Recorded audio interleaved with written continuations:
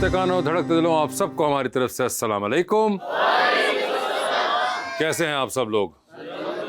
जबरदस्त। बुलाते हैं अपने आज की मेहमान को। She is a model and an actress और वो भी बहुत वोकल रहती हैं अपने पॉइंट ऑफ व्यू के बारे में। आज क्या कहेंगी उनको बुला के जानते हैं। मोहतरमा सहीफा Jabbar Khattar.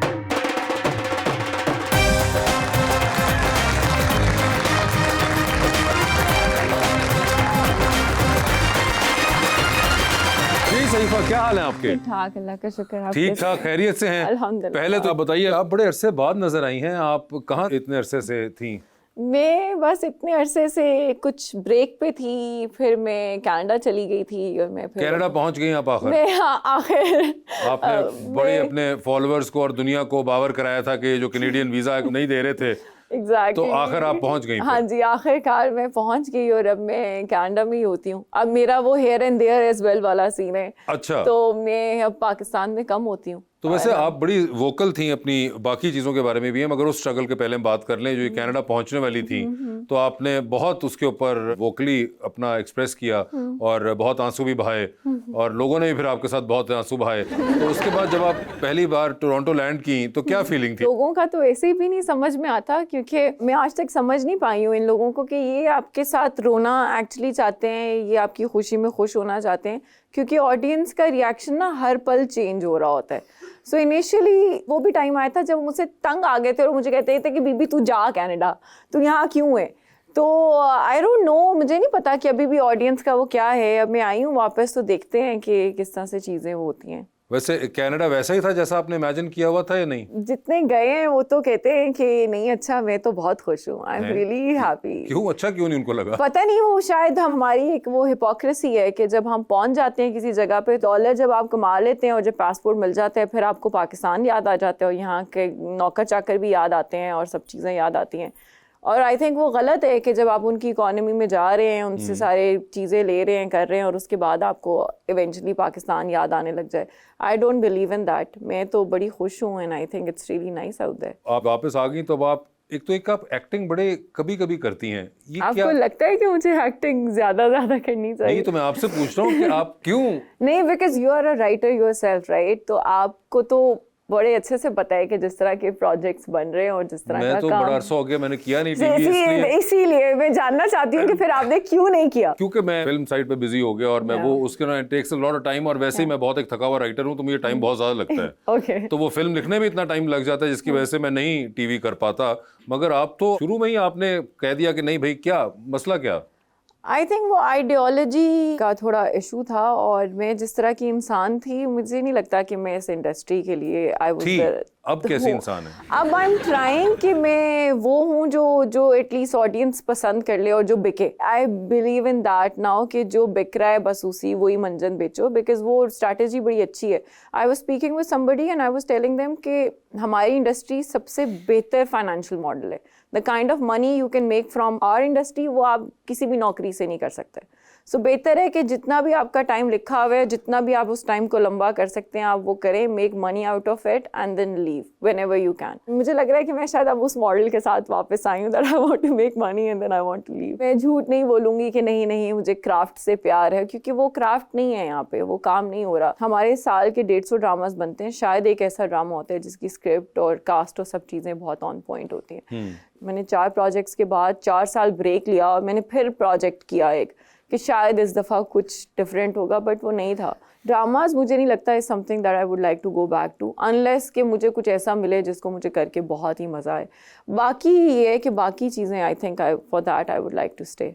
And which is modeling? या which is modeling, आपका जो इन्फ्लुएंसर या कंटेंट क्रिएशन है या शोज़ हैं, कुछ इस तरह की चीज़ है जो पर्सनलाइज्ड हो सकती है, जिसमें मेरी अपनी स्क्रिप्ट होगी या कुछ मेरी अपनी से हो सकती है।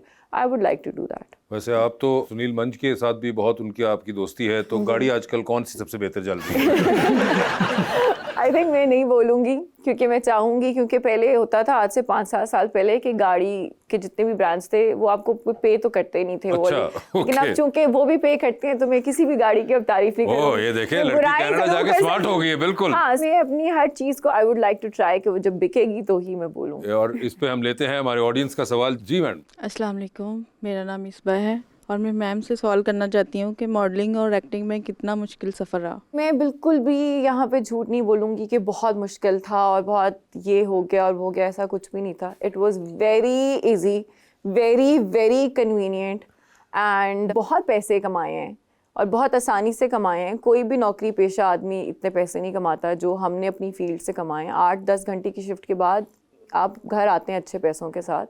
तो अगर कोई कहते हैं कि मैं थक गई या मुश्किल था या वो था, वो गलत बात है। हाँ, ये है कि पब्लिक आई में होना जो है ना वो थका देता है आपको। लोग जो कांस्टेंट जज कर रहे होते हैं, आपकी लाइफ के ऊपर तनकीद कर रहे होते हैं, वो मुश्किल पार्ट है। लेकिन जो बाकी जर्नी है या सेट पे जाना, सेट पे सब इतना प्यार करते हैं आपसे, दिन में 6 दफ़ा चाय का पूछते हैं, पानी का पूछते हैं। घर पे हमारी अम्मा नहीं हमें चाय का पूछती इतना जितना सेट पे सब प्यार करते हैं। तो ये गलत होगी बात कि मैं कहूँ कि वो मुश्किल है। उसकी स्ट्रगल सिर्फ वो वाली है जो पब्लिक आई में और पब्लिक जजमेंट की है, सिर्फ वो स्ट्रगल है। सहीफा, मुझे बताएं कि आप कह रही हैं कि लोग जज बहुत करते हैं वो, but at the same time actors हो गए, सेलिब्रिटीज, ये themselves are putting their lives in front of people. Yeah. तो aren't they inviting it themselves कि हमें देखें और हमें जो मर्जी कमेंट करना है आप करिए? देखें, जो मर्जी कमेंट करने वाली जो चॉइस है ना वो हर उस इंडिविजुअल की है। अगर मैं आपको एक चॉइस देती हूँ अच्छी या बुरी को करने में, तो अगर आप बुरा ही मुंह से बोलने का चूज करें तो वो आपके ऊपर अब बात आती है।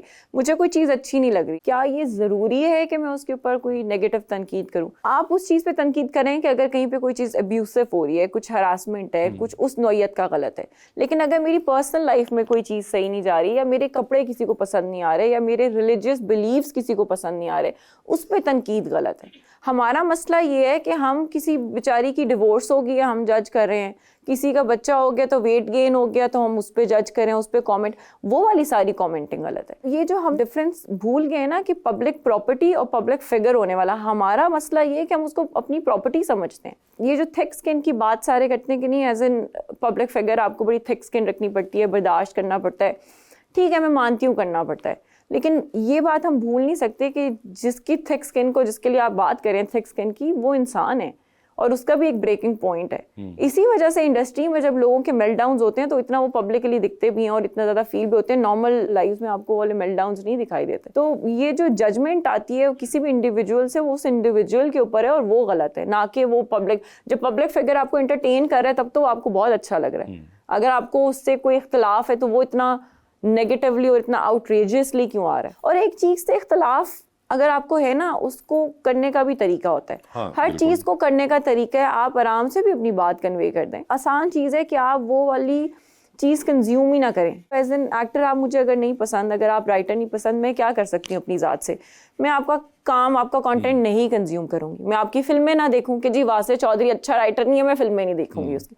ये सबसे बेहतरीन तरीका है। अगर मैं जाऊँ और ये फ्रस्ट्रेशन के जी वासे चौधरी का ये गंदा गालियाँ दूँ, वासे चौधरी दिखता है ऐसा है, वासे चौधरी का कद ऐसे, आज उसने शर्ट ऐसी पहनी, ये तो मुझे लगता है कि आपकी अपनी ही कोई नेगेटिविटी, कुछ गलत है जो आप बस बाहर निकाल रहे हैं। उसमें भी बेचारे वासे चौधरी का कोई कसूर नहीं है, उसमें वो मेरे अपने अंदर का गंद है जो मैं निकाल रही हूँ। फेयर इनफ, ठीक है जी।